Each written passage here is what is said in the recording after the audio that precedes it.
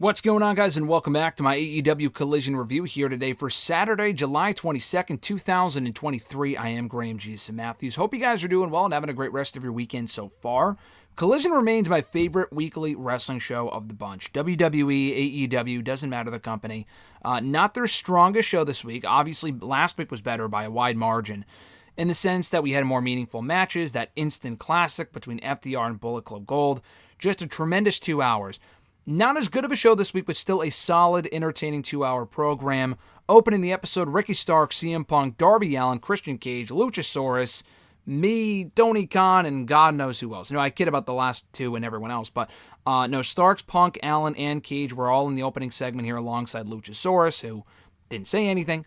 The real TNT champion, although Christian Cage came out with the TNT championship around his shoulder, which was amazing. He did the same thing in the main event, which they set up in this segment, by the way. So the entire segment, we'll backtrack here a little bit. Ricky Starks was out first, the winner of the Men's Owen Hart Cup last week, talking about his win before he was interrupted by CM Punk.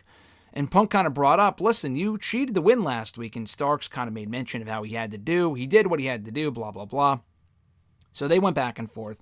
Enjoyable exchange here. Punk really felt like, based on how he was kind of playing off the audience, that he was in more heelish mode than Starks was. Starks was the one, by the way, who teamed with the heel Christian Cage in the main event and cheated again to win that match. Spoiler alert.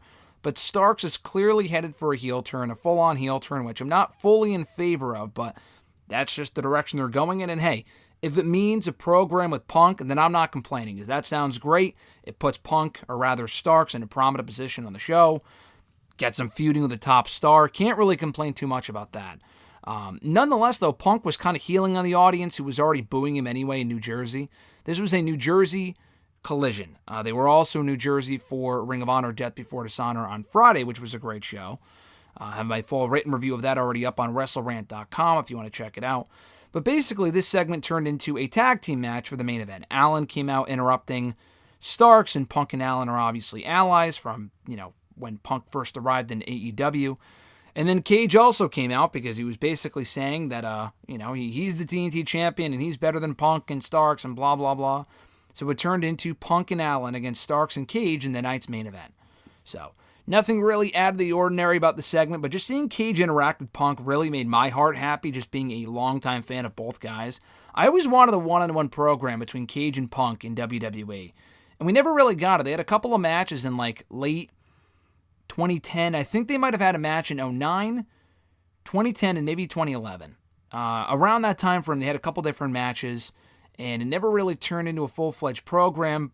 Cage was always hurt. Punk left the company. They both basically retired from WWE in 2014. Punk left the company and Cage retired, so it never really happened. But seeing them interact here and then again in the main event really, again, made my heart happy as a longtime favorite. As a longtime fan of both men, they're both my favorites, so that was cool. The opening match on the show saw Jay White and Juice Robinson, representing Bullet Club Gold, taking on and defeating the duo of Darius Martin and Action Andretti. Good stuff here, quality action, fun match. I don't think it needed to last as long as it did.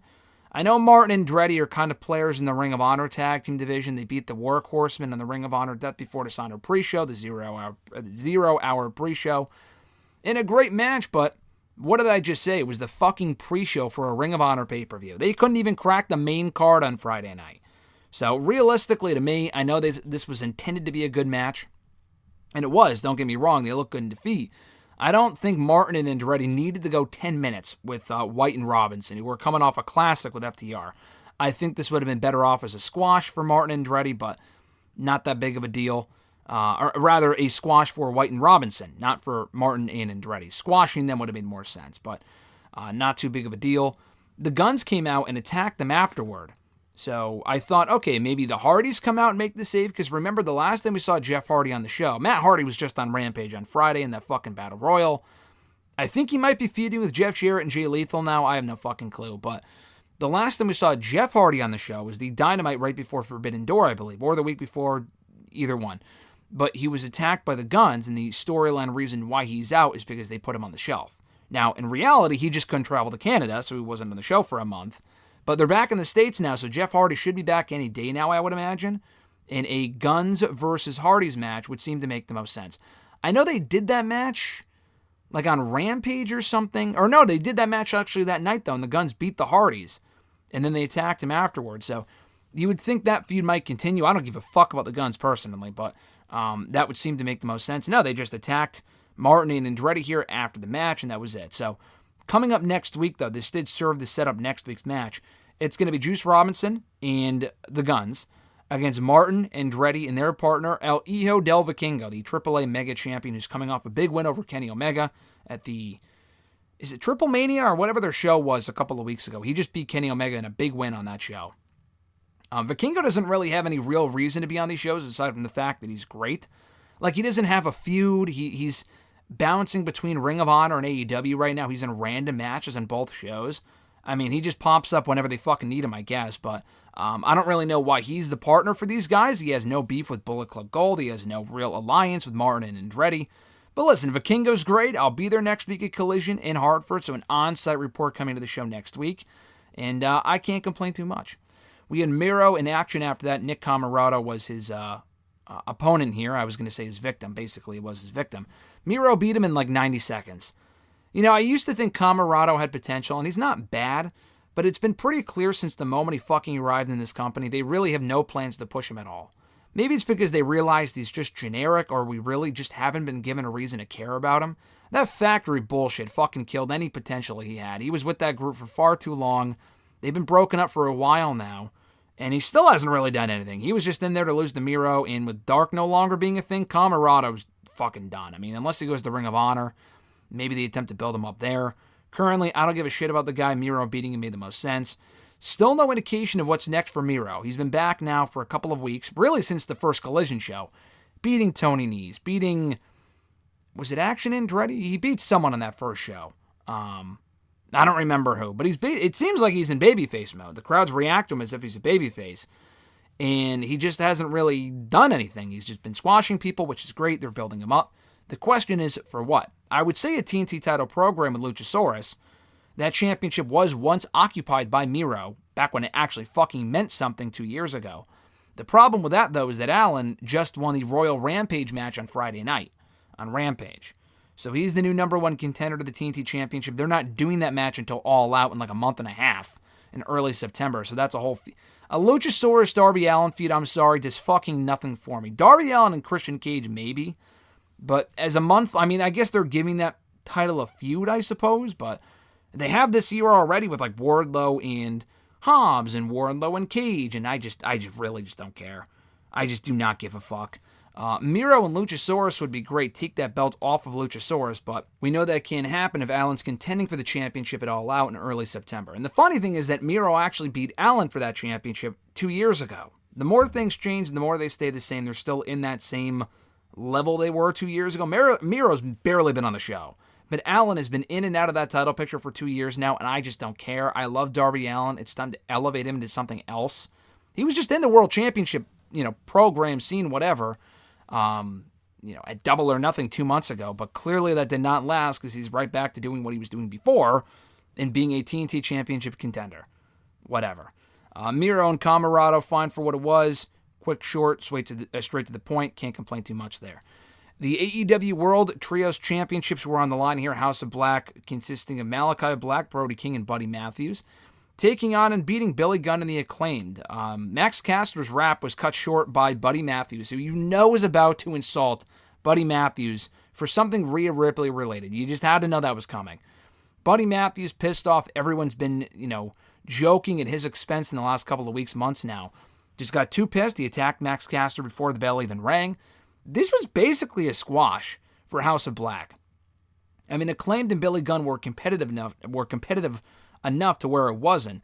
But this was like half the time of their Double or Nothing match 2 months ago. This was really a whole lot of nothing. It was fine for what it was. But listen, I'm not complaining. I really have no desire to see Billy Gunn in the ring anymore. The Acclaimed are popular. I like the Acclaimed. We already had this match. I wasn't clamoring for a rematch. It was exactly what it needed to be. Right result and all. What was worth noting here was that after the match, Billy Gunn started to take off his boots, and he left them in the ring. I think Bowens picked him up or whatever. So they're teasing a retirement for Gunn, because their whole thing now for months was, Gunn's got to win more championship gold. He's got to win another title. He already lost twice now to House of Black. I guess the feud might continue. I really fucking hope not. I have no desire to see Billy Gunn as a champion in 2023. I don't even really think he needs to be part of the act. I think the Acclaim can still be very much over without Billy Gunn, but that's just me. So they're teasing a retirement for Billy Gunn. I doubt this is how it happens. I would love for that to actually be the case, and he can go back to being an on or, off-air, have an off-air role in AEW or whatever, a behind-the-scenes role. I'm not confident that's going to happen, but that's what they were teasing here. FTRO next, the AEW World Tag Team Champions addressing next week's championship defense against the World Champion MJF and Adam Cole. This was great stuff. Straightforward, straight to the point, addressing next week's matchup, hyping up that matchup, talking about their history with MJF and the Pinnacle, which I'm glad they acknowledged. That was the first thing that came to mind when I saw the Pinnacle, or rather MJF in the ring with FTR last Wednesday on Dynamite a couple days ago. And they also acknowledged that Cole should watch his back. MJF is not one to be trusted, and I think it was Cash Wheeler even said that the greatest trick the devil ever pulled was convincing people the devil didn't exist. And that's basically what MJF has said word for word before. He's done this song and dance before where he parades around as a babyface. He did it less than a year ago. People fell for it. He went back to being a heel. That's exactly what's going to happen here. My whole hope with this Cole MJF thing, for as over as they are, and we talked more in depth about it on WrestleRant Radio on Thursday, because they're really over. I was there, Blood and Guts on Wednesday, that show, that Dynamite, and the crowd loved them. So I can see an argument being made as to why they should stay together, and I think they should, for a little bit longer beyond next week's matchup. But Cole, the bottom line here, should not be made to look like a fucking idiot by failing to realize that MJF at some point will turn on him. Hopefully he either beats him to the punch or they just turn on each other at the same time. My hope is that he's not made to look like a moron, so time will tell. But speaking of that matchup, again, they addressed it here, they hyped it up here. I'm looking forward to that match next week, not only because I'll be there, I will be at Collision next week in Hartford, as mentioned earlier, but because it could go either way. You would think FTR winning is a slam dunk. They just retained the titles last week on the show against Bullet Club Gold.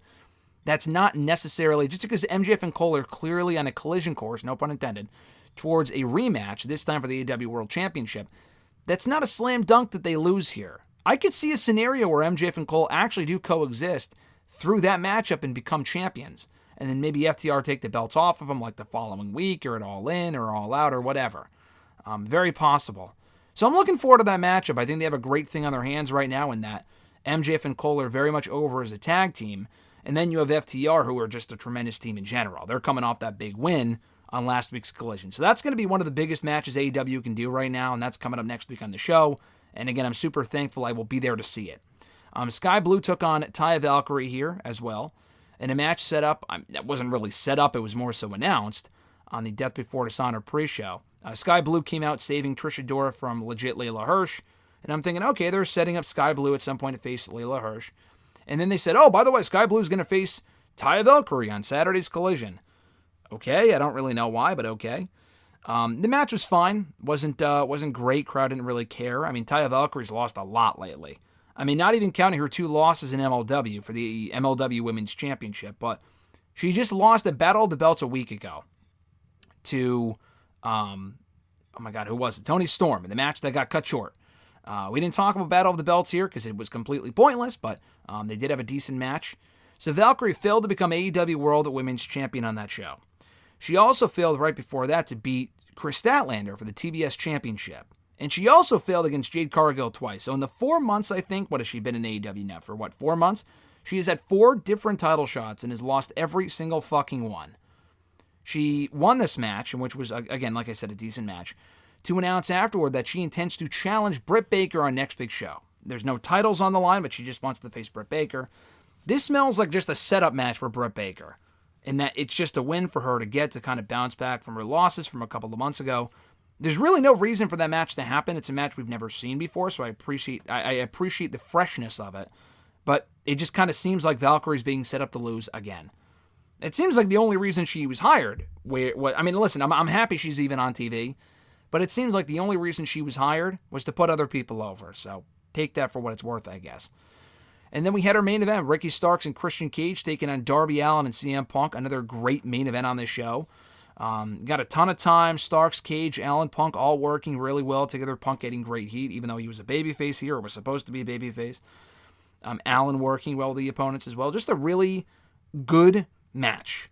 And they continue to tease stuff with Punk and Starks, going off of that. And I just love where they're going with this. I don't love the fact that Starks is a heel, but it does look like we're getting a Starks and Punk feud, because Punk was again pissed that Starks won this match via cheating by putting his feet on the ropes while pinning Darby Allin. So we're clearly headed for a program between those two. It's exclusive to Collision. It gives Starks more main event TV time, which he was not getting on Dynamite, and giving him more wins as well. So this was great. I really enjoyed this, and the heels going over was the right move. Darby Allin can absorb the loss, and Punk can certainly absorb the loss, and now this kind of further builds towards a Punk and Starks one-on-one feud at some point going forward. So again, not really much more to say about this other than the fact it was a really good match. So again, I enjoyed Collision this week. It was a step down from the last couple of weeks. The middle kind of lost main for Valkyrie and Blue. I didn't really care about it, but it was a fine match. The FTR promo was great. Short, sweet, straight to the point. For some reason today, I can't say that phrase. Short, sweet, straight to the point. The Trios title match was exactly what it needed to be. Didn't really care, but it was exactly what it needed to be. The Miro squash, perfect. Bullet Club Gold against Darius Martin and Action Andretti was fine for what it was, a fun little match. And the opening and closing segments were enjoyable. We also saw Scorpio Sky, by the way, in the Sky Box during the main event. I don't know why. I think it was during that match. I'm not really sure why Scorpio Sky would be scouting these four, but he was in the match. Maybe he's coming back after the TNT Championship. I don't really know. I don't really care. But he was, shown on screen during that main event. So again, a thumbs-up show this week, a step down from last week's awesome show. 2 of the best hours AEW has ever produced. But still a quality show, and I continue to thoroughly enjoy Collision, rather. Don't get me twisted. Rampage, I was actually there on Friday, or rather Wednesday, for the Rampage taping in Boston. I was at Blood and Guts, and they taped Rampage afterward. I stuck around for the Royal Rampage match. I did not give a fuck about QTV against the Acclaimed and Billy Gunn, and I surely did not give a fuck about Chris Statlander and Marina Shafir, so I didn't even stick around for that shit. I also had a 2-hour drive home. I had to get back to the car. No thanks. Collision, rather, has been a very good show since it started last month. I love the pacing. I love who they're featuring. I like that they have storylines. They have people exclusive to this show that I can look forward to seeing every week, regardless of what's advertised. So I'm digging Collision. Again, not every show is going to be a home run, but if it continues to follow the same formula as it has since it started, it's going to continue to be a win. So I enjoyed Collision this week. It remains my favorite weekly wrestling show of them all. Thank you guys for checking out my review of Collision from Saturday night for July 22nd, 2023. I appreciate it. Be sure to like the video, drop a comment, share the video, and subscribe to the channel for more daily content. A lot of content going up this weekend between this review, Dark Side of the Ring review coming either today or tomorrow, so keep an eye out for that. My SmackDown audio review, my SmackDown Lowdown review, a quick clip from my brief comments for Tony Khan from the Ring of Honor Supercard of Honor press conference a couple of months ago. I'm just putting that up now because I never put it up before, I guess. But that was up earlier today. On Friday was the latest episode of WWE Universe Mode, and also GSM for GM. A new episode probably coming tomorrow, as it does every single Wednesday, or rather Monday. I'm getting my days of the week mixed up here. Nonetheless, guys, have an awesome one. I'm Graham G.S. Matthews, and I'll catch your ass down the road.